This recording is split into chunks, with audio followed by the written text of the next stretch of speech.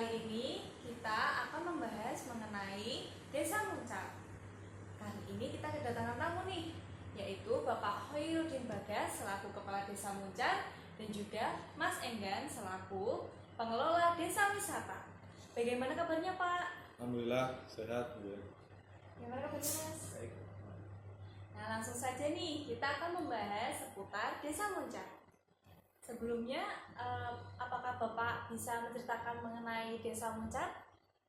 Siap, secara umum Desa Muncar itu kurang lebih 245 hektar, kemudian jumlah penduduknya ada kurang lebih 2.750-an.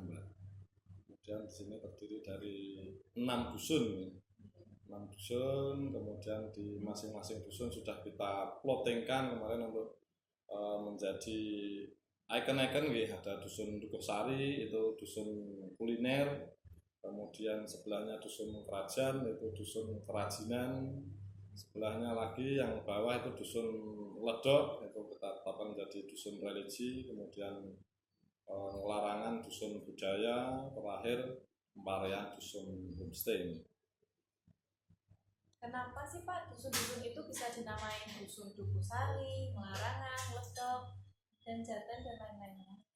Jadi kalau itu masing-masing dusun ada sejarah ada sejarahnya, kenapa kok Dukosari, kenapa kok Larangan Tapi saya pengen di sini membahas tentang kenapa kok dusun Dukosari dusun kuliner, kenapa kok ada dusun kerajinan gitu ya Mbak? Iya Pak. Jadi kalau semuanya sudah kita tetapkan sesuai dengan kearifan lokal yang ada di dusun masing-masing.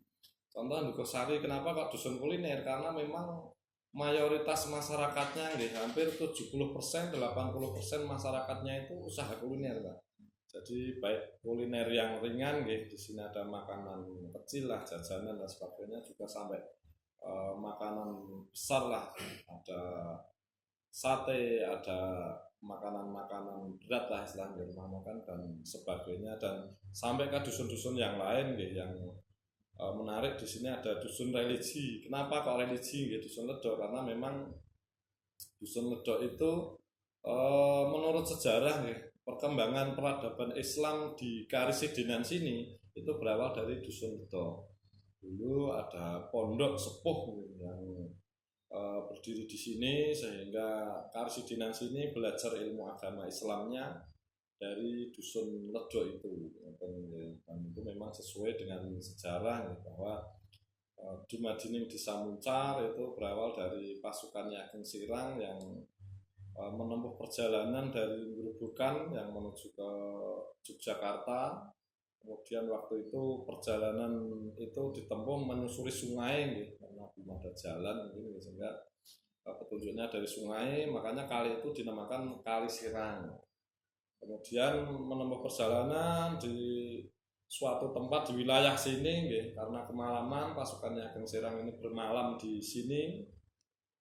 Kemudian salah satu pasukannya itu kecer atau mencar atau ucul dari rombongan, sehingga kemudian menetap di sini, namanya Ki Koncer dan Nyi Koncer. Dan kemudian pasukannya Ageng Sirang kan karena selain pejuang agama nasional kemerdekaan juga di tokoh agama lah, sehingga Nyi Koncer dan Nyi Koncer ini menetap di sini, sehingga siar agama Islam di sini, dan itu tadi namanya jadi Desa Muncar itu berawal dari salah satu pasukannya Ageng Sirang yang mencar lah, yang ucul dari rombongan. Kira-kira seperti itu. Kemudian ada dusun homestay, karena memang di sana masih sangat asri jadi orang membuka pintu itu hamparan sawah yang luas, di situ masih aman dari polusi udara, polusi suara, polusi cahaya dan sebagainya, masih sangat-sangat asri. Dan juga yang lainnya dusun budaya, dusun Larangan itu ada banyak sanggar ada Sandra Tari, ada Langen Trunggo Jati dan sebagainya lah, kira-kira seperti itu sebenarnya. Terus UMKM apa saja sih Pak yang ada di setiap dusun di Desa Muncar? Di sini banyak Mbak, jadi sudah kami petakan tadi di dusun Dukosari, di sana ada sagon, Di sana ada macam-macam keripik, ya ada gadung, ya. Yang gadung ini sangat menarik. Jadi kalau dikonsumsi begitu saja, mapung bahasa Jawa mendemi lah gitu. Tapi karena kepandaian orang sini diolah sedemikian rupa sehingga makanan itu akan menjadi makanan yang sangat enak, ya. Sangat gurih dan sangat digemari oleh semua orang lah kira-kira seperti itu. Kemudian di sini ada keripik biduan, ya. Kenapa kok biduan? Itu keripik biji buah durian, ya. Karena memang di Desa Muncar ini tekstur tanahnya sangat cocok ditanami durian, ya. Dari dulu memang sini banyak sekali durian, kalau musim durian banyak sekali di sini. Sehingga dari durian ini baik buahnya, bijinya semua sudah kita manfaatkan lah, kita optimalkan, ya. Kemudian ada kerajinan, kemudian dari kerajinan ini kita sudah sampai ekspor ya Mas, sudah sampai ke Jepang ya untuk besek ikan salmon lah. Seperti itu nggih. Kalau UMKM di sini banyak sekali nggih, baik dari yang kuliner, baik dari yang kerajinan sampai yang difabel nggih. Di sini ada kelompok difabel, itu pun kita optimalkan, kita berikan pelatihan sehingga dia bisa berkarya nggih. Buat souvenir ya, souvenir yang sangat menarik lah, nanti bisa kita lihat sama-sama. Berarti di Desa Muncar ini ada 6 dusun ya Pak, Betul, dan di setiap dusun itu memiliki ciri khasnya betul, masing-masing. betul, ya. Dan kerajinan-kerajinan itu bisa sampai diekspor ke luar negeri. Selanjutnya, kenapa sih Desa Muncar ini bisa disebut sebagai desa wisata? Betul, ya. Jadi di sini ada desa wisata dan wisata desa. Kenapa kok desa wisata? Karena memang di sini banyak sekali sumber daya alam yang memang sangat menarik. Di situ ada aliran sungai yang bisa dimanfaatkan untuk tubing, dan ini sungai pun ini sangat menarik. Tadi di depan saya bercerita tentang ada sejarahnya, tentang perjuangan kemerdekaan bangsa ini. Kemudian ada bendungan juga yang dibangun zaman Belanda. Jadi di situ ada wahana wisata air lah, nggak ada tubing. Tubing pun nanti kita pecah menjadi dua, nggak ada tubing fun, ada sama tubing ekstrim ya. Artinya yang fun mungkin untuk anak-anak lah, yang ekstrim mungkin bagi mereka yang suka tantangan lah gitu. Dan memang kemudian ada sumber daya sumber daya manusianya gitu. Di sini ada banyak sekali kesenian, dan memang kenapa kok desa wisata itu bukan odo-odo saya gitu, tapi memang seluruh warga masyarakat berkomitmen lah gitu, untuk rasa syukur kita kepada Allah Subhanahu wa taala, sehingga keindahan alam ini tidak hanya kita nikmati sendiri nih, dan kita poles, kita kemas sedemikian rupa sehingga kita bagi nih, kita suguhkan kepada wisatawan nih. Dan insya Allah kalau kita bicara potensi kemudian destinasi banyak sekali nih, nanti bisa ngobrol dengan Mbak Daris juga. Terus buat Mas Enggar, gimana sih cara mengelola desa wisata Muncar ini?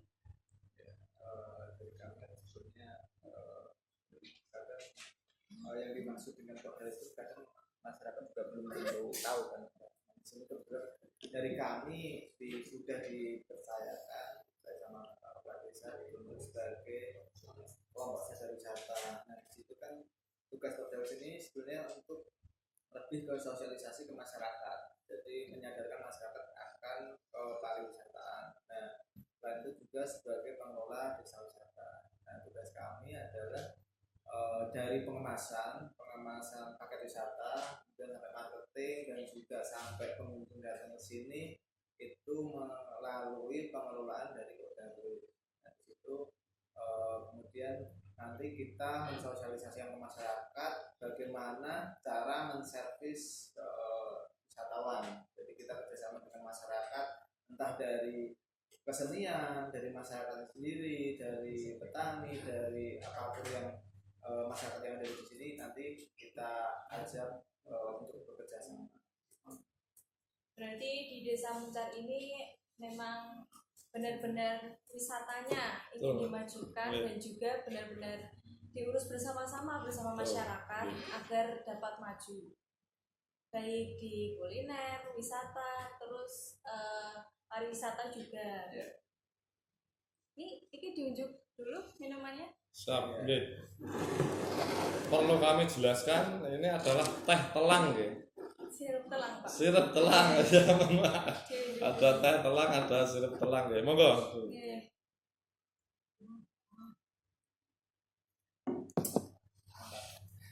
Nah, niki sirup telang niki dari bunga telang. Nah, komposisinya sendiri itu dari gula, bunga telang, air, jahe, serai, pandan, dan juga kayu manis, Pak. Betul. Nah, sirup telang ini tuh memiliki banyak manfaat. Di antaranya adalah menjaga cara kerja otak dan juga mencegah penuaan dini. Seger ya, Pak? Seger ya, Mas? Betul. Terus, memang apa sih, Pak, perbedaannya desa wisata sama wisata desa? Betul. Dua-duanya ada di sini gitu. Jadi wisata desa itu apa? Adalah suatu desa yang mengelola suatu objek wisata. Di sini banyak sekali gitu, dan memang masih kita simpen lah ibarat menu, tidak kita suguhkan semua. Jadi kita sementara ini sedang fokus mengelola di Ngida Muncar. Di situ ada, tadi saya matur ya, ada bendung, ada kali, ada sawah untuk edukasi, ada lapangan untuk outbound, ada panggung untuk pentas budaya ya, karena di sini memang desa wisata budaya ya, jadi masing-masing dusun ada kesenian ya, di situ ada kuliner, ada macam-macam lah, nanti kita jabarkan ya, kita ke sana. Kemudian desa wisata itu apa? Desa wisata itu adalah kearifan lokal atau potensi-potensi yang ada di desa ini ya. Tadi Mas Enggan dari Kodari sudah menyinggung, di sini memang kearifan lokal yang ada di sini, keramah tamahan masyarakatnya, kemudian penjabarannya ya, tadi ada 6 dusun tadi, 6 dusun yang sudah kita petakan menjadi macam-macam lah, punya plotting, ada dusun kuliner, budaya dan sebagainya, sehingga wisatawan bisa memilih. Seandainya misalnya mau ke desa wisata belajar tentang kuliner misalnya, tentu di situ kita ajak ke Nukosari gitu. Dan saya masing-masing dusun di sini sudah bisa menerima tamu gitu, karena di situ ada welcome day-nya, ada welcome drink-nya, ada welcome steak-nya. Kemudian kalau ke dusun kuliner tentu wisatawan akan kita ajak mencicipi tentang makanan kuliner dari nol ya, sampai proses membuat sampai jadilah untuk bisa dicicipi gitu. Jadi kalau wisata desa itu adalah suatu desa yang mengelola suatu objek wisata, tapi kalau desa wisata ya memang kearifan lokal yang ada di desa Muncar ini yang kita jual, yang kita suguhkan, dan ini memang sangat menarik gitu.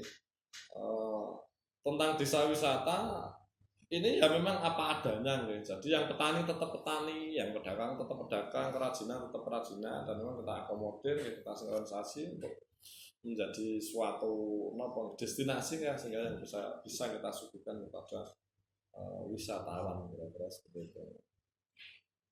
Berarti untuk desa wisata ini memang Desa Muncar adalah desa wisata. Betul. Sehingga ada 6 dusun yang dapat dikunjungi oleh wisatawan ya, Pak. Betul, ya. Nah, niku apa untuk Sabta Wisata nih, Pak, bisa dijabarkan mboten? Sabta Pesona gitu. Sabta Pesona. Ya. Sabta Pesona, betul. Kemarin kita pernah melakukan atau sosialisasi gitu. Jadi kalau Sabta Pesona itu kan Pancasilanya pariwisata gitu. Pancasilanya pariwisata. Kalau kita sosialisasi tentang Sabta Pesona, pidato di forum-forum, masyarakat mungkin sudah bosan lah mendengarkan gitu. Kemarin kita laksanakan suatu event besar, lomba Sabta Pesona dari masing-masing dusun ya, merias ya tadi Mbak, sehingga kita plotkan menjadi salah satu masing-masing dusun bisa menerima tamu itu, sehingga sosialisasi Sabta Pesona itu kita lombakan kepada masyarakat apa atau Sabta Pesona itu, sehingga sampai prakteknya, contoh keamanan, contoh ramah, contoh kebersihan, sampai kenangannya semuanya sudah ada. Jadi di sini misalnya dengan berkunjung ke dusun Ngelarangan, dusun budaya, di situ ya memang melekat dengan kearifan lokalnya tentang keramah tamahannya, sampai souvenirnya ya, dusun budaya ya, tentu souvenirnya identik budaya, kira-kira seperti itu. Dan semuanya ada yang homestay, identik dengan homestay, identik dengan agro nggih, buah-buahan dan sebagainya seperti itu. Itu batiknya Bapak bagus sekali. Ya, ini salah satu destinasi juga ya atau karya dari warga masyarakat kami. Jadi desa wisata budaya, Mbak. Ngoten nggih. Di kemarin kita sudah ada pelatihan tata rias tentang mengenal adat pakaian Jawa lah nih. Kemarin kita ada laksanakan pelatihan Pranoto Coro Pamedar Sabdo tentang belajar napa nggih budi pekerti, tentang olah bahasa, kemudian sampai ini batik nggih. Ini batik ini Agung Serang, Mbak. Namanya batiknya Agung Serang, karya dari masyarakat kami juga, dan ini tidak sekedar batik, tapi setiap gurisan, setiap sentuhan ini memang sejarah Desa Muncar nggih. Contoh di sini ini ada apa namanya patungnya Agung Serang. Ini ya memang tadi sejarahnya berasal dari daerah Serang. Kemudian ada bunga telang, kemudian ada lumbu. Lumbu ini melekat dengan sejarahnya Agung Serang yang nanti bisa kita bahas lebih luas lagi lah.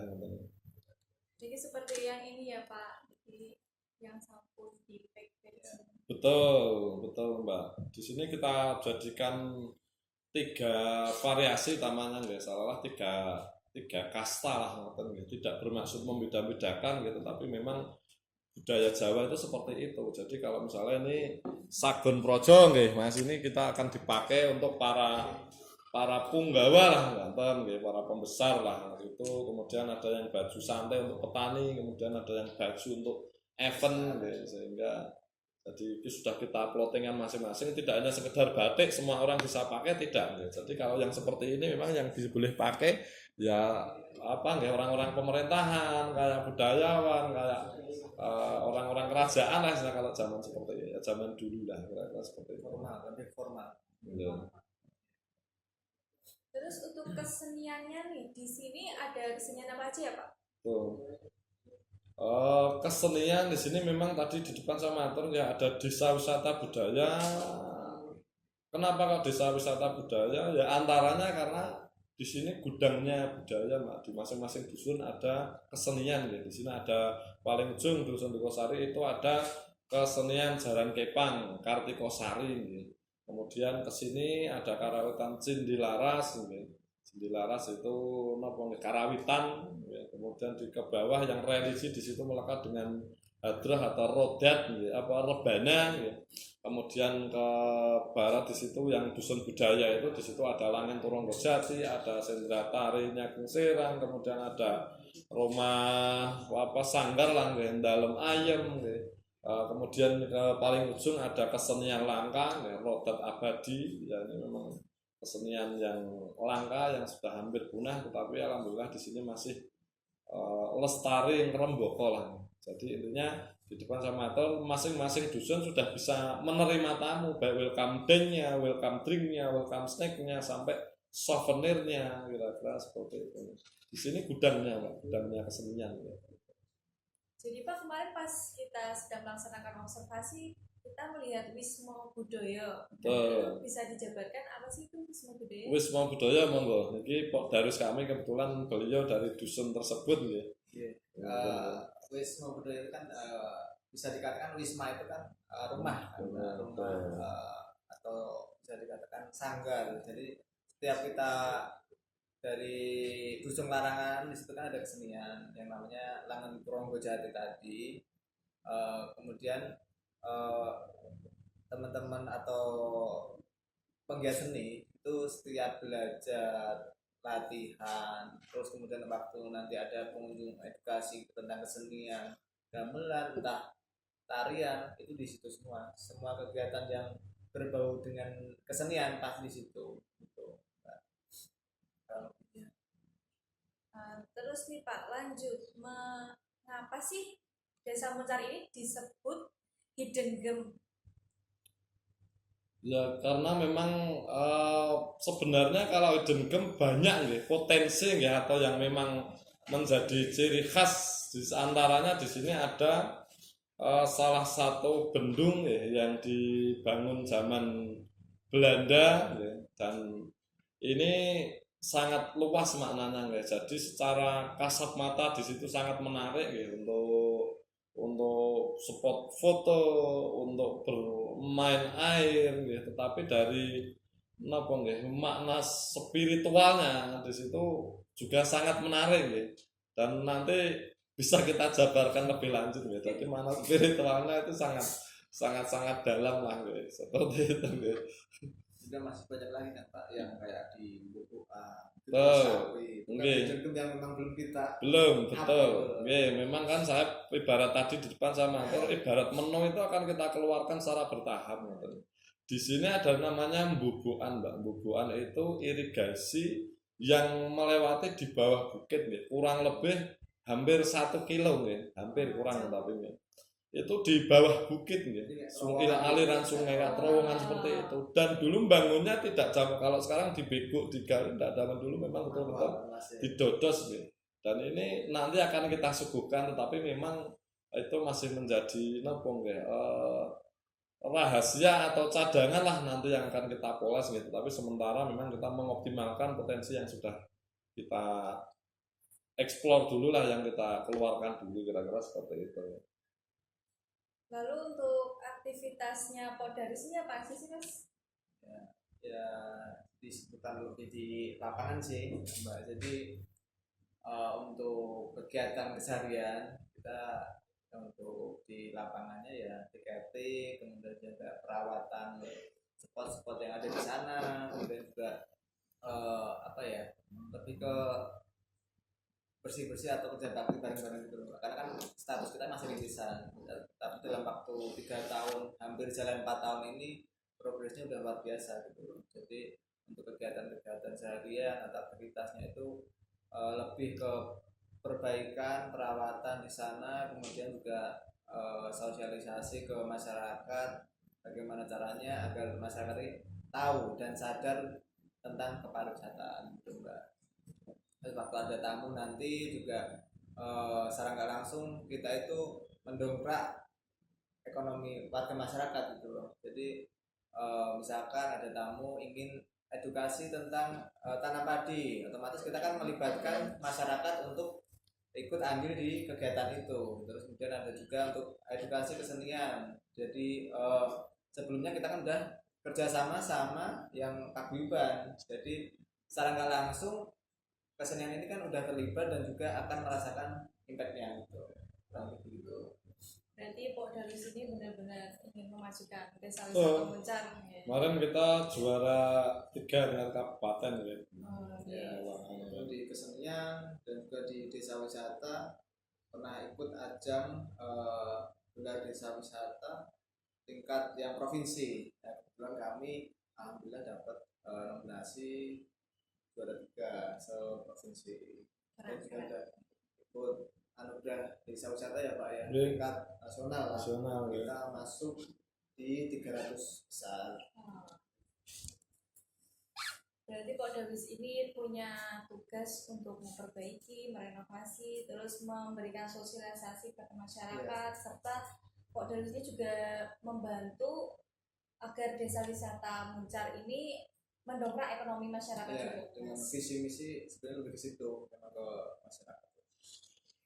Lalu untuk pesan nih Pak untuk pengunjung dan juga masyarakat Muncar? Oke. Pesan kepada pengunjung, tentu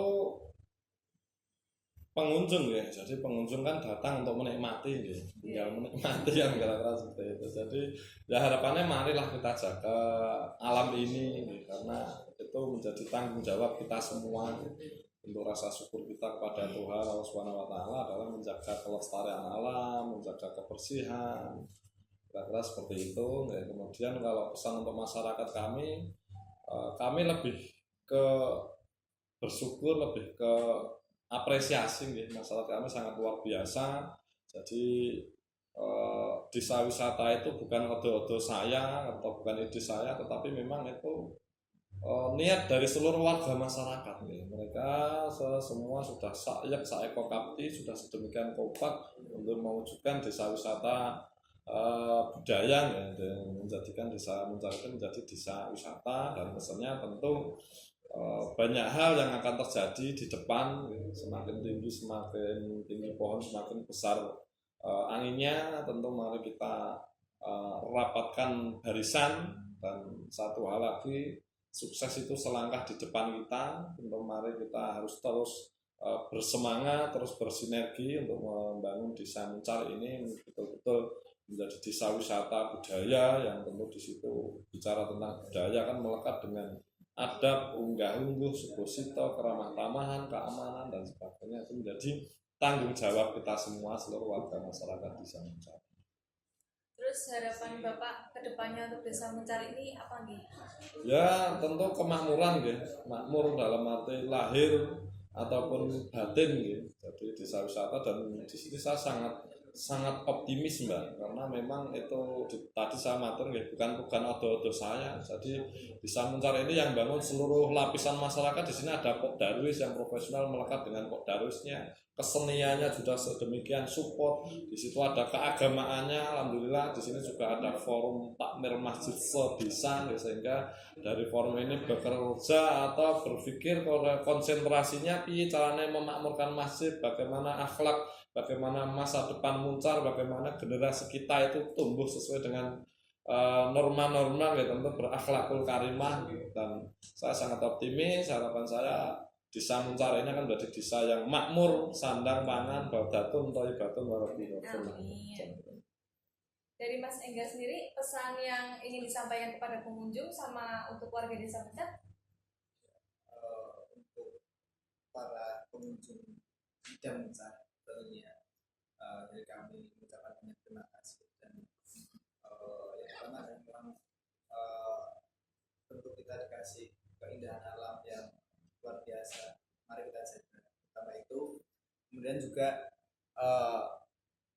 yang pertama juga tolong menjaga kebersihan. Yang pertama itu, kemudian juga bisalah mengajak teman-teman, sanak family berkunjung di Desa Muncar. Kemudian untuk masyarakat Muncar, untuk masyarakat Muncar, yaitu mari kita bersama-sama untuk memajukan lebih kemandiri, bagaimana kita memajukan desa wisata Desa Muncar. Harapan Mas Engga ke depannya apa nih untuk Desa Muncar? Tadi sudah disampaikan Pak Kades, itu sudah luar biasa, dan dari kami tentunya hanya bisa membantu dan mendoakan juga menjadikan Desa Muncar lebih maju di keseniannya, di keagamaannya, di masyarakat semua, dan juga SDM masyarakat ini biar lebih dewasa dan lebih. Terima kasih. Gak terasa nih, ternyata waktunya udah lumayan lama ya kita ngobrol-ngobrol mengenai Desa Wisata Muncar. Nah, terima kasih kepada Pak Hoirudin Bagas selaku Kepala Desa, dan juga Mas Engga selaku pengelola Desa Wisata. Mungkin kita akhiri podcast kita kali ini. Terima kasih. Wassalamualaikum warahmatullahi wabarakatuh. Sampai ketemu di lain kesempatan.